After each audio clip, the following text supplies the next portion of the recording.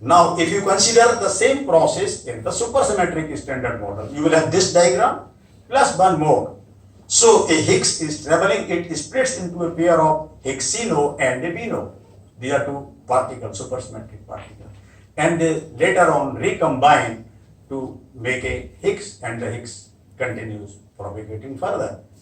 This diagram is also divergent quadratically, but with the opposite sign. So these two diagrams put together in a supersymmetric field theory, you have to put them together. And this sum would be 0. So it's convergent, it's no longer divergent. So this is an example that tells as you increase the symmetry in the theory, divergences reduce. That is why otherwise why should you take the trouble?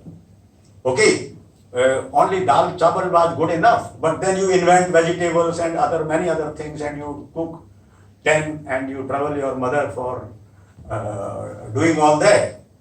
But you think, oh, it's more delicious, it's more healthy, and so on. That's the point. You could survive with rice, dal chawal, right? So you need few more things for delicacies.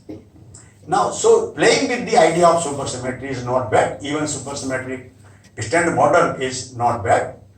Is quite good. So here you can have minimal supersymmetry has one supercharge. Actually, supercharge is just the number of the supersymmetry transformation parameters, 1 to 4. So accordingly, you call it n equal to 1 supersymmetry, n equal to 2 supersymmetry, n equal to 4 supersymmetry. That is all we can have here, because when I have n equal to 4, then I have 4 supercharges, and if I annihilate the photon state with 1 supercharge, I get 1 neutrino. Spin is reduced by 1/2. I will tell you a little bit more on this.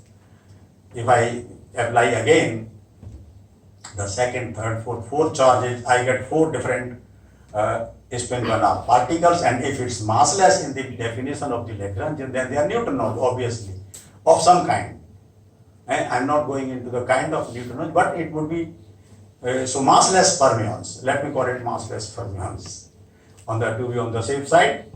So you have these things, you annihilate them again by, so you have a state with helicity 1/2, 0, state -1/2 and -1. So it's complete spectrum. This is a maximal supersymmetry in a field theory, which is supersymmetric standard model.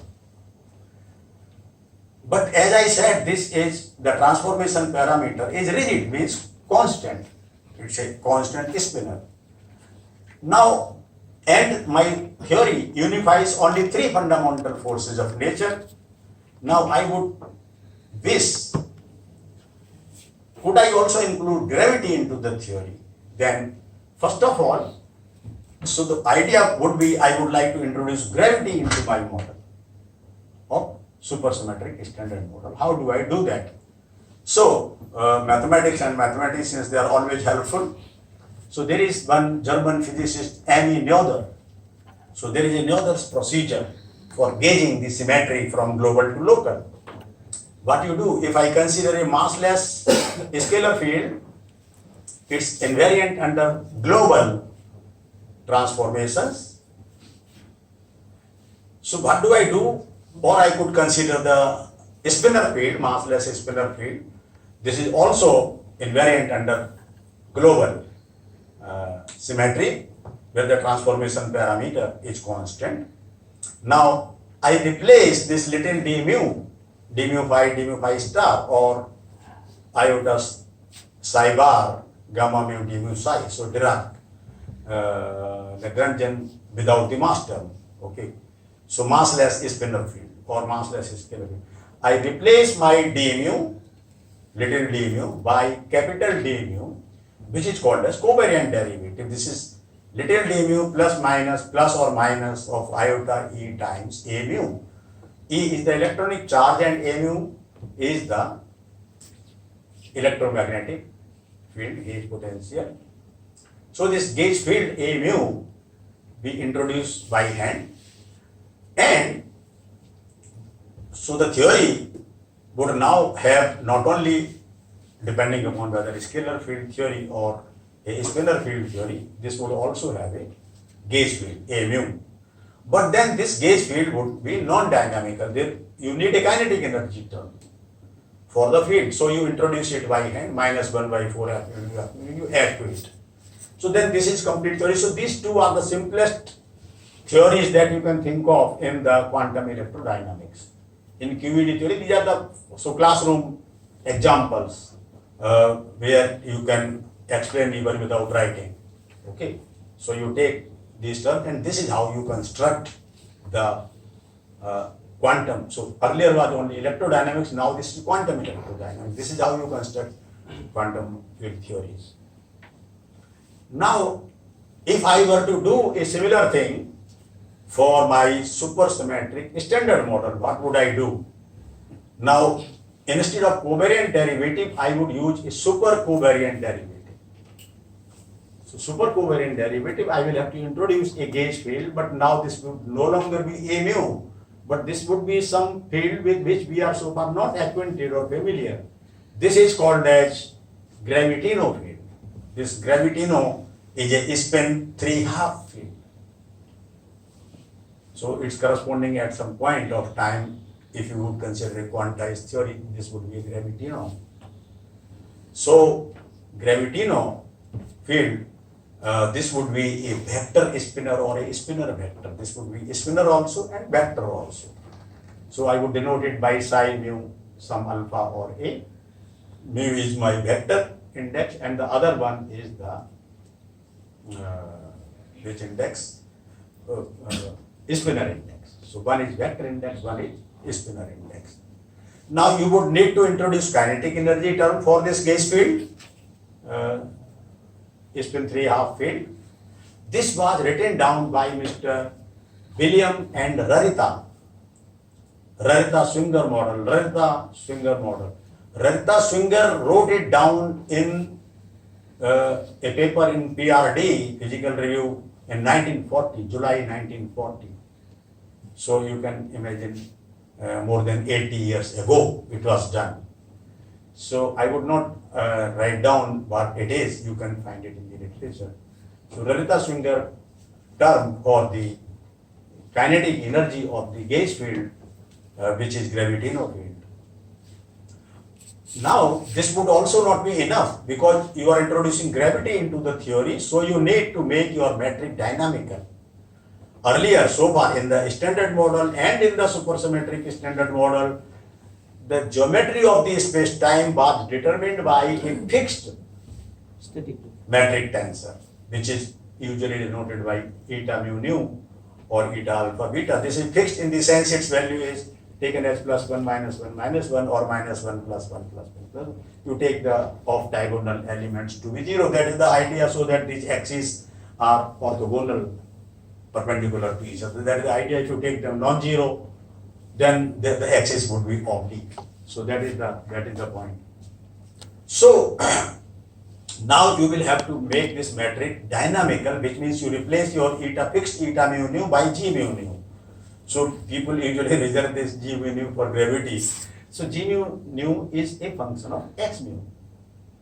So these non-vanishing elements, the simple thing is, I would explain it to you in a very simple manner.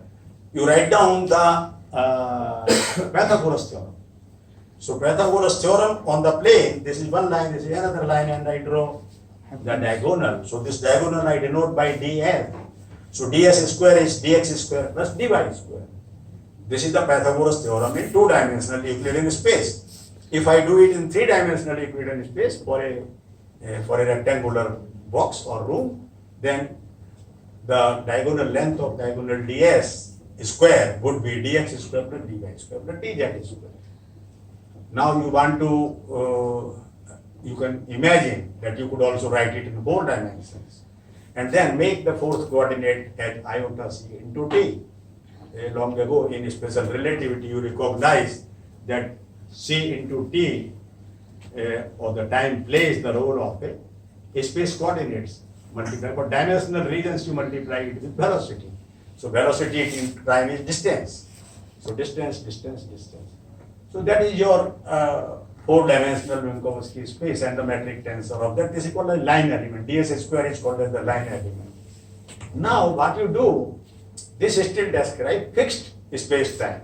You introduce some A, B, C, D in all the four terms, where A, B, C, D are not constants, like +1, -1, etc., but they are functions of x mu, functions of x, y, z, and t. Then there would be fields. So this is g mu nu of x mu. This is a field by itself. This is gravitational field. So in general relativity, as you see, you look forward to the transformation, invariance of the system under general coordinate transformations, which vary from point to point in the space-time manifold. And here, the space-time manifold is no longer flat but curved. So you are doing field theory in curved space-time. That is all. You are doing field theory in the curved space-time. That is all. Okay. So this is what you have now. So you have even made your metric as dynamical. Then gravity, so graviton, you would like to give some source term for the kinetic energy of the graviton. This is given by the Hilbert-Einstein action. So those who have already read a little bit on general relativity would know, yes, Hilbert-Einstein action describes the so-called general relativity, right? Other terms you call them as extended or generalized or beyond general relativity. But up to that, that is called standard general relativity. So you add a mass term for graviton, you add a mass term for gravitino, and the other interaction term. That is the way you construct it. And this is being, like I earlier said,